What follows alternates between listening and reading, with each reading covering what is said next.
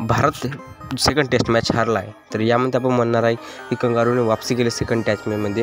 तर भारत यामध्ये हारण्याची 3 मुख्य कारणं आहे. कारण की पहिलं जो कारण आहे तो म्हणजे भारताची फलंदाजी, त्यानंतर आहे पिंक बॉल टेस्ट आणि त्यानंतर आहे रोहित शर्माची खराब कॅप्टन्सी. तर आपण या व्हिडिओ पूर्ण रिव्ह्यू करू. तर नक्की पूर्ण व्हिडिओ पहा, आपल्या चॅनलला सबस्क्राईब करा. तर चला तर व्हिडिओला सुरुवात करू. आपण सर्वप्रथम जाऊ फलंदाजीकडे भारताची.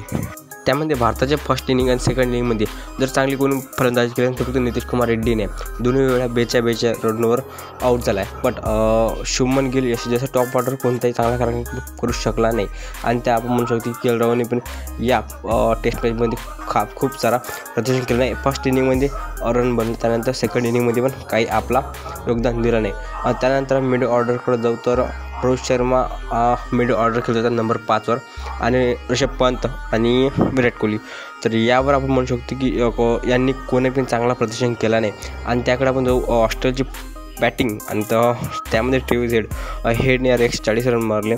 तर हेड असा व्यक्ती आहे जो भारताला 3 बॉल टेस्टमध्ये आपण म्हणतो पिंक, रेड आणि व्हाईट 3 बॉलमध्ये आपल्याला धुतला आहे. तर हेडला यार काय करणार म्हणजे समजलं नाही यार, डोकोमध्ये हेड करून टाकलं हेडने यार. म्हणजे ऑस्ट्रेलिया फायनलमध्ये तेव्हा हेड केला, तर WTC फायनल तेव्हा फेड केला. आता WTC फायनल जाऊ तर त्यामध्ये पण हेड आला. या हेडचं काय नाही करावं लागतं यार. म्हणजे त्यानंतर आपण पाहिली ऑस्ट्रेलियाची गोलंदाजी. तर ऑस्ट्रेलियाची गोलंदाजीमध्ये खूप खतरनाक आहे. तर पहिल्यामध्ये स्टार्क आणि पॅट कमिन्स, फर्स्ट इनिंगमध्ये स्टार्क आणि सेकंड इनिंगमध्ये पॅट कमिन्स दोन्ही फायपर घेतले आहे. यामध्ये म्हणू शकतो की ऑस्ट्रेलियाने खूप डॉमिनन्स केला आहे. डॉमिनंट नाही. तर त्यानंतर पिंक बॉल टेस्ट. तर पिंक बॉल टेस्ट आपण कारण की 2020पासून ॲथलीटमध्ये खेळला होता भारताने टेस्ट मॅच. त्यानंतर एक टेस्ट मॅच खेळला नाही. आणि इथे कुठं ना कुठं असू शकते की भारत जर ह्या मॅच हारला असतात, त्याचं मुख्य कारण आहे म्हणजे पिंक बॉल टेस्ट. कारण की पिंक बॉल टेस्ट सर्व राहत नाही. पिंक बॉल टेस्ट रेड बॉलच्या मुकाबले थोडा असं हे राहते. आणि तर म्हटलं तर थोडा भारताने प्रॅक्टिस केली नाही. आणि त्यानंतर डे टेस्ट मॅच म्हटलं तर भारताचा रेकॉर्ड आहे तो खूप खराब आहे. आणि ऑस्ट्रेलियाचा रेकॉर्ड म्हटलं तर 7 मॅच जिंकलं तर 8वी मॅच आता जिंकली आहे.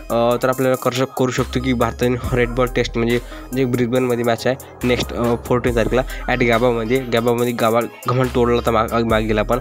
आणि आता घमंड तोडेल का यार आपण चर्चा करूया. तर त्यानंतर ते रोहित शर्माची खराब कॅप्टन्सी.